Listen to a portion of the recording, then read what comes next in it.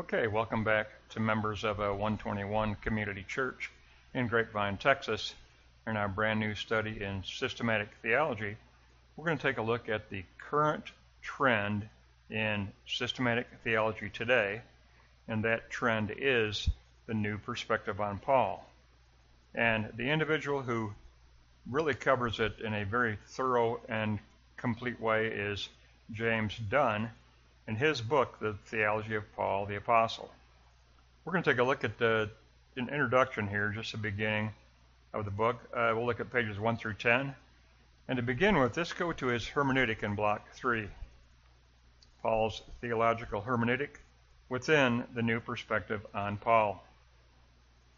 And Dunn looks first at J.P. Gabler and the historical didactic method, which established a distinction between biblical historical theology and dogmatic didactic theology.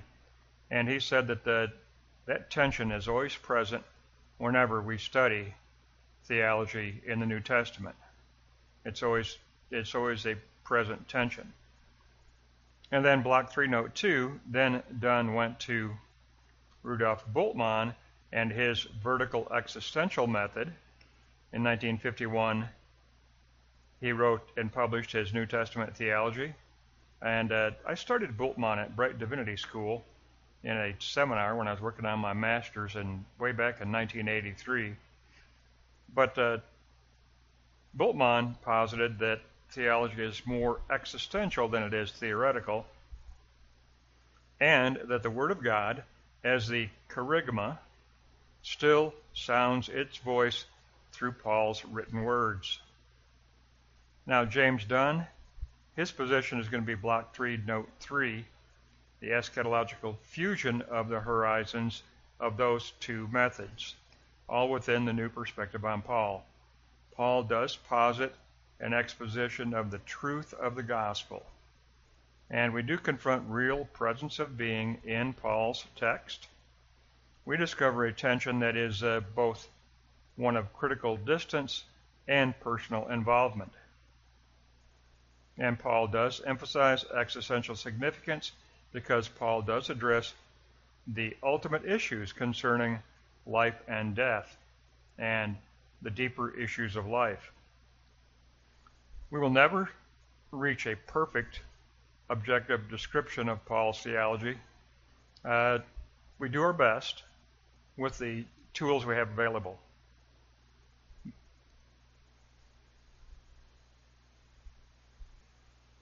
We do our best to capture the best objective look at Paul's theology as we can do with the tools that we have available. But Dunn he kind of fuses the two horizons together. He's going to combine the historical method and the existential method when working out this theology of Paul. Let's go to block 1 and take a look at the importance of Paul's theology. Paul was the very first Christian theologian. With him, we are truly in touch with the very first generation of Christian theology. He gave us an intellectually coherent look at Christian religion, and he was the first to articulate Christian doctrine, Christian belief. Now, as far as the canonical status of Paul's letters, even in the first century, Paul's letters were valued for continuing instruction. Paul provided a rule of faith for the church, and his letters strongly influenced the patristic period that followed the apostolic period.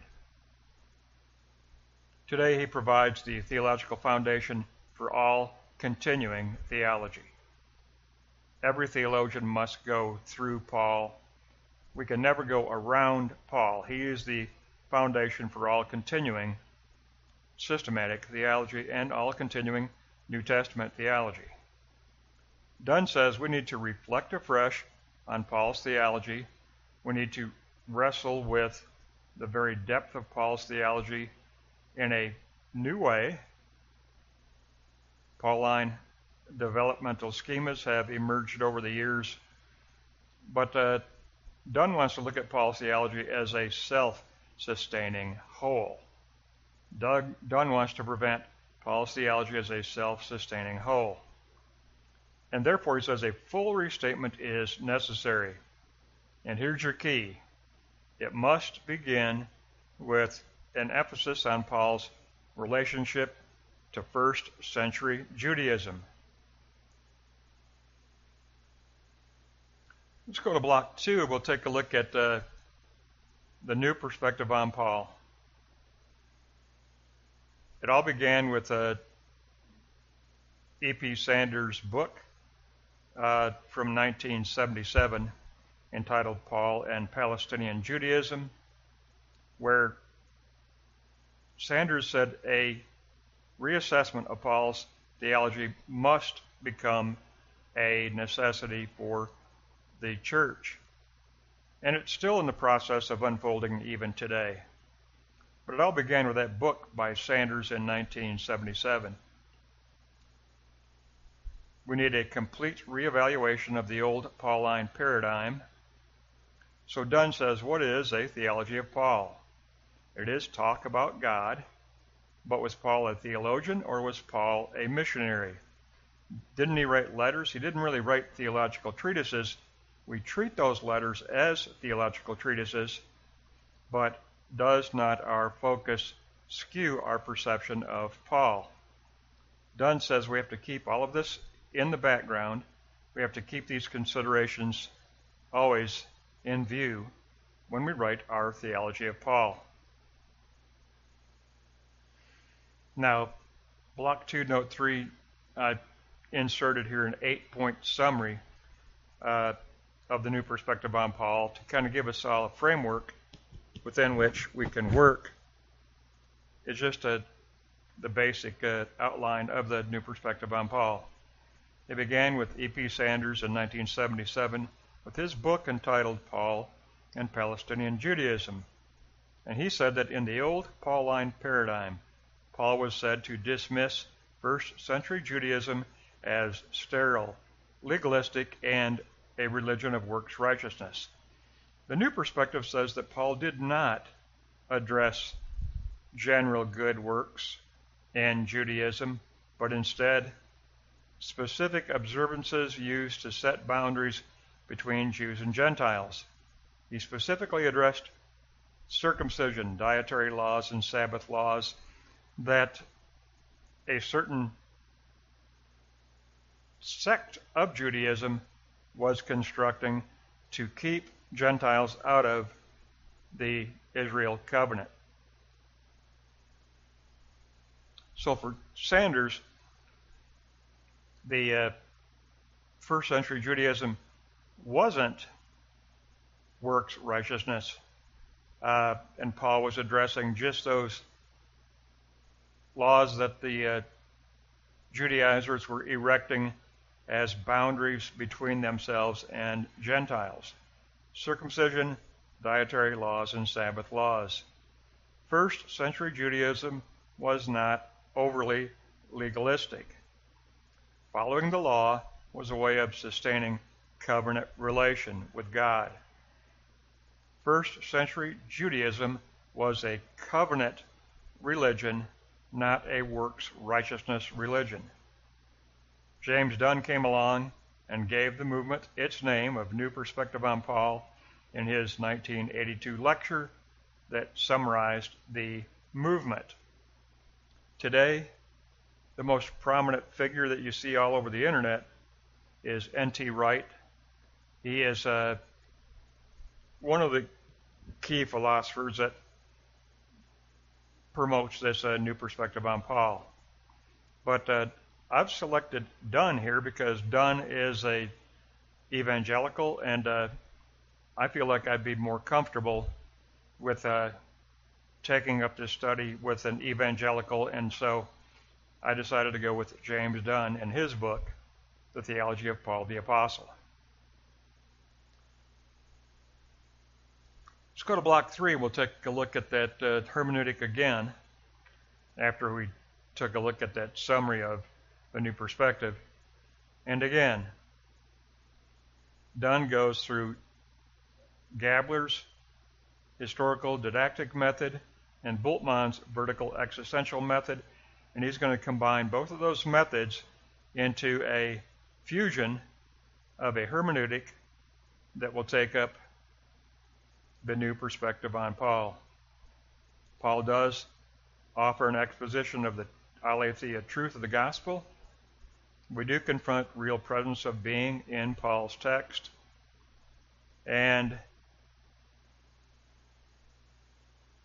Paul does have an existential emphasis because he addresses deep issues concerning life and death, the deeper issues of life that matter to us. So there's a very strong existential hermeneutic here that we need to take up along with the historical didactic. So James Dunn is going to combine the two of them. But it's all about, for James Dunn, the new perspective on Paul takes up that 1977 book by E.P. Sanders, and Sanders said that medieval doctrine by Martin Luther took his conflict of faith over against Catholic works righteousness, and he took that struggle that he was having, and Martin Luther imprinted that over first century Judaism and the theology of Paul. And then Lutheranism imprinted first century Judaism as if it was Roman Catholic works righteousness. And Sanders said that never was the case. First century Judaism was covenant religion, and the response from the Jews was supposed to be a faithful obedience to the Torah in order to maintain covenant relationship. But it was a religion of covenant relationship, not a religion of works righteousness, said Sanders. And James Dunn took up that view and said we need to now agree with what Sanders taught us in 1977, and we need to go back and take a look at Paul all over again. Because he did oppose a certain element of Judaism, the Judaizers who were erecting a barrier between covenant Judaism and Gentiles, and those barriers were threefold: dietary laws, Sabbath laws, and circumcision. And Paul was opposed to that legalistic set of barriers, not to the Judaism religion as a whole, because according to James Dunn, Paul did not view Judaism as works righteousness.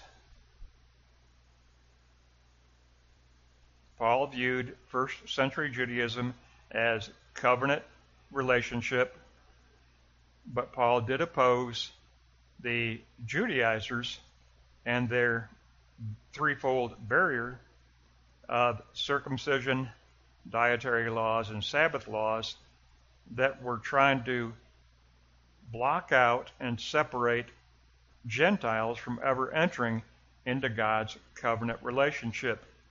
That was the legalism that Paul opposed. So we're going to look at this book, and it's going to be a look at what James Dunn labeled in 1982 the new perspective on Paul, and it's going to take the new perspective on Paul and go back and look again at Galatians, look again at Romans, look again at the detailed theology of Paul, and then apply a combined hermeneutic of the historical along with the existential, because The historical is a part of our hermeneutic. After all, we, as believers, we are taken up into the history of Christ, but it's also personal and existential. It is a personal redemption from our slavery to sin. So we have to look at